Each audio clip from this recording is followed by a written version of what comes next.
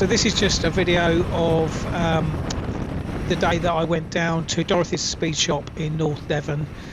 It was late September 2025, the 26th of September 2025, and I'd got down to Dorothy's speed shop particularly to ride his new KTM 390 Enduro R. I've got one of these, or I have one of these on order. I'd not ridden one, I'd not even thrown a leg over one, so it was the absolute ideal opportunity to go down, ride it, see if I liked it, see if I wanted to go ahead with the purchase. So I headed down to Braunton. It's about 250-260 miles each way from my house, so it's quite a trip.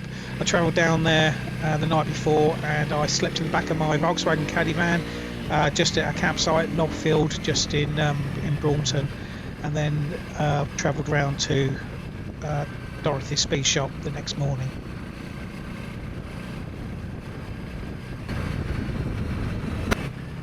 I met up with Ben, who was going to take us out for the day. Nathan was still away on one of his travels, I think, from memory. I'd met Ben before, actually. I'd done Land's End John O'Groats with Nathan and Ben and a few of the other guys earlier on in 2025, and had an awesome time, and I'd highly recommend doing that trip as well. So we went out. There was 3 other customers, and including Ben, there was five of us in total that went out, so 5 bikes in total. There was a CRF 300 Rally, Himalayan 450, the KTM 390 Enduro R, a Voge 300 Rally, and a Triumph 400X Scrambler. So first bike I jumped on was the 300 Rally. I'd actually owned a 300L previously. I bought it with only 300 miles on it, kept it maybe 3 to 4 months. I was just getting back into bikes at the time. I wanted to go and do some off-roading, but it never really happened. So I sold the bike and went off in a different direction for a while.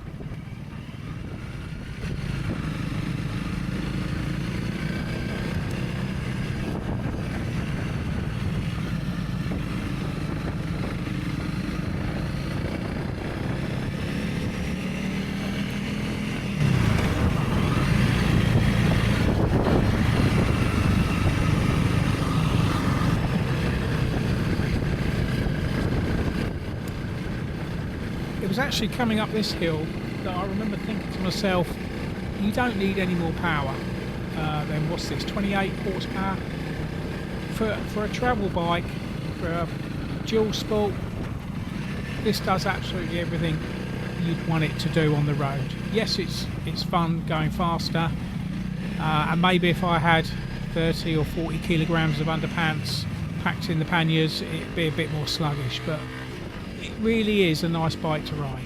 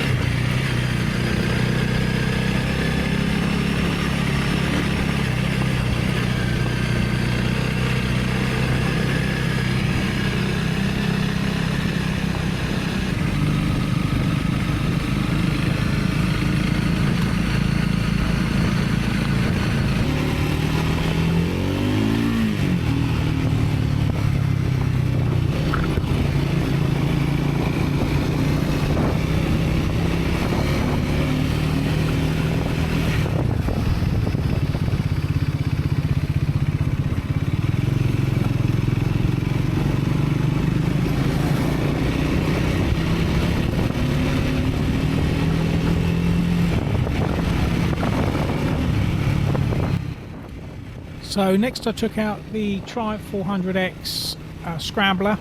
in khaki green. It's absolutely my favourite colour in these. I very nearly bought one. I took a couple out on test rides. I really liked them, and I was particularly looking forward to riding this one. It had the Rally Raid rear suspension, and it also had the Rally Raid Gold, so it looked fantastic. Spoked wheels, tubeless. So I was, really looking forward to riding this bike.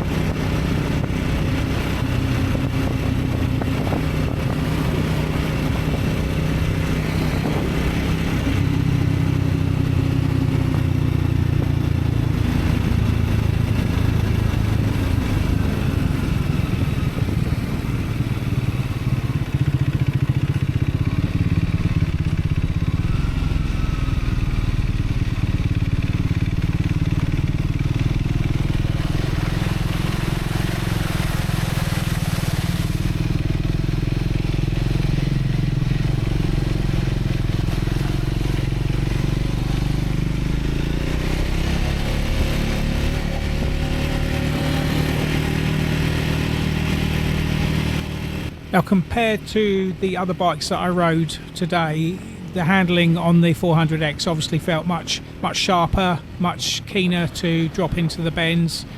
It felt nice. It's a fantastic bike, and it's just as I remembered it, and I really liked it.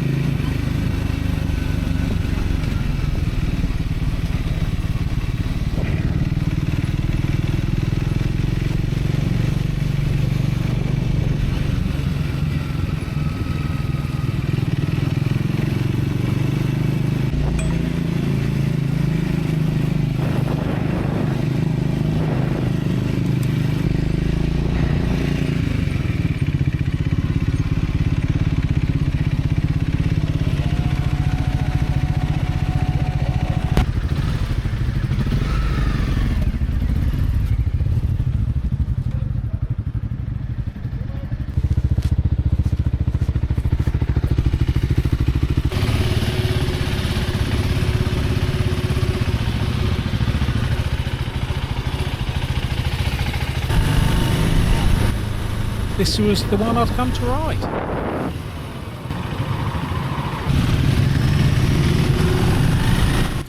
So straight away it felt nice. The rider triangle, as they call it, felt perfect for me. I'm 5'10", 32-inch inside leg. So that was the first barrier to only one overcome. I actually fit it, which was a relief.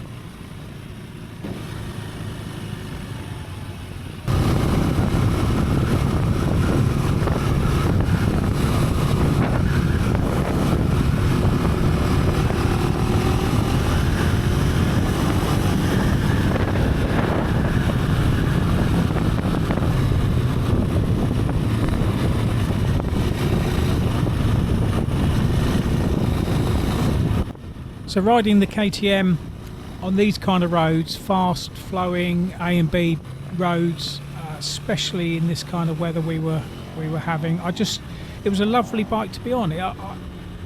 It was just good fun riding. Really enjoyed it.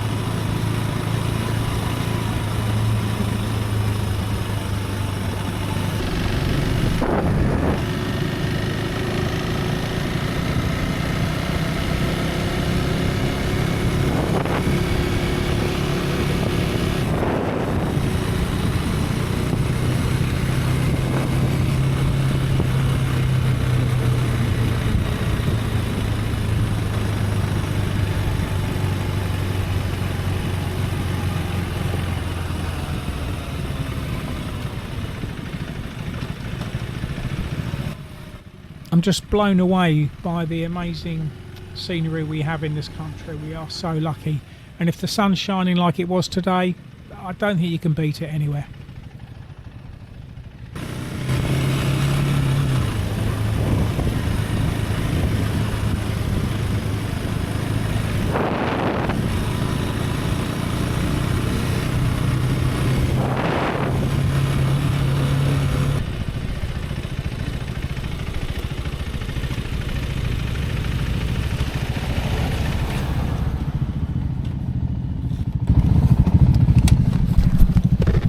Everyone good?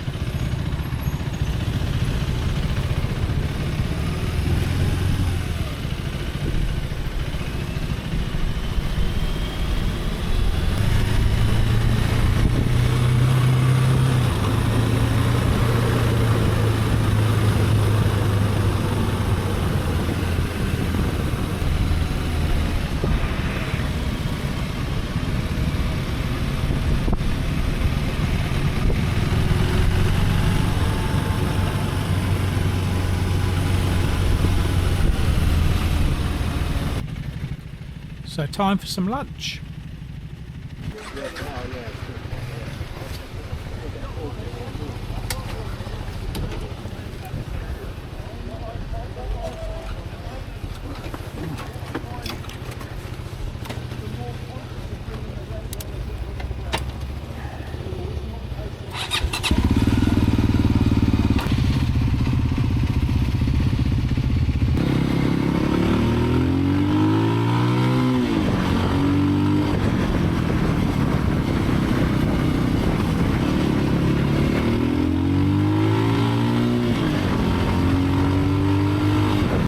Next, I jumped on the Voge 300 Rally, and first thing I noticed was the seat.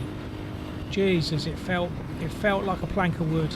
It felt hard and felt wide, but interestingly enough, it never felt any harder. So after 45 minutes riding, it felt exactly the same. So I just think it was the KTM felt so nice. The Voge was a bit of a shock.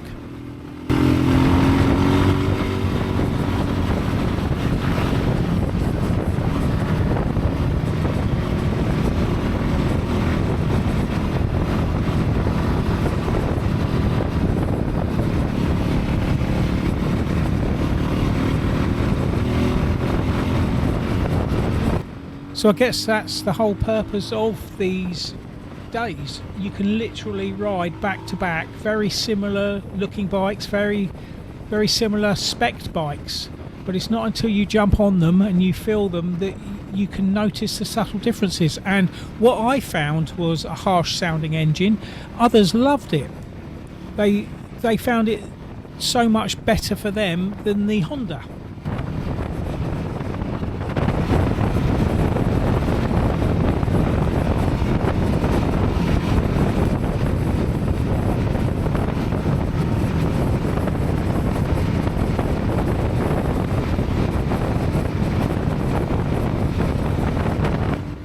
The engine did actually have a really nice sound on the overrun. It kind of popped and backfired a little. Not backfired, but it just popped on the overrun. And actually at one point I did stop and just check I didn't have a hole in the exhaust. But no, that's what it is. It's quite a fruity sounding exhaust.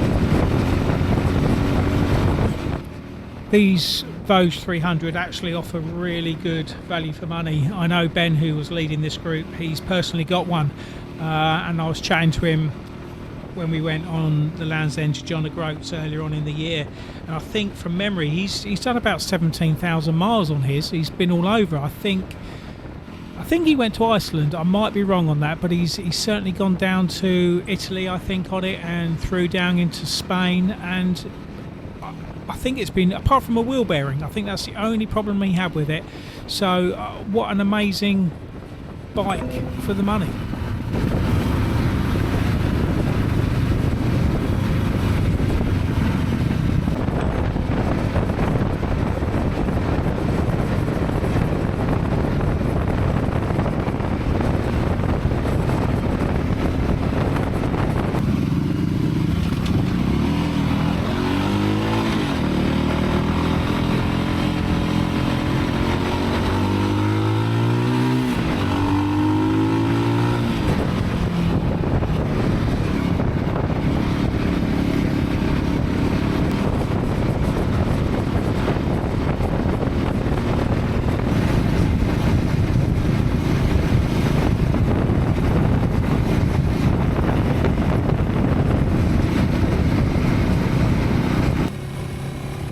I decided not to ride the Himalayan 450.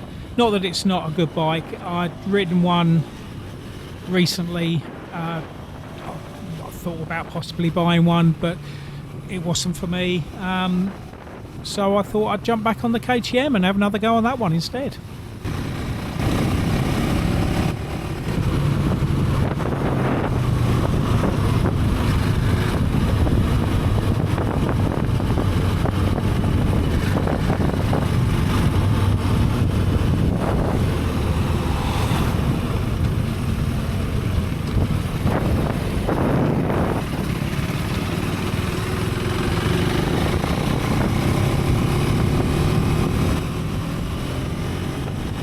So we were out in total for about 6 to 7 hours, and what an amazing day it was. As I said previously, where else can you jump on so many different bikes and test ride them back to back?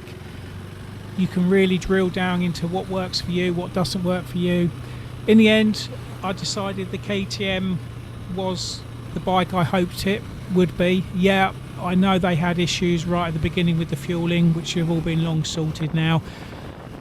But I was really pleased with how the bike was, so I continued with my order, and my one actually arrived about 3 weeks after this day.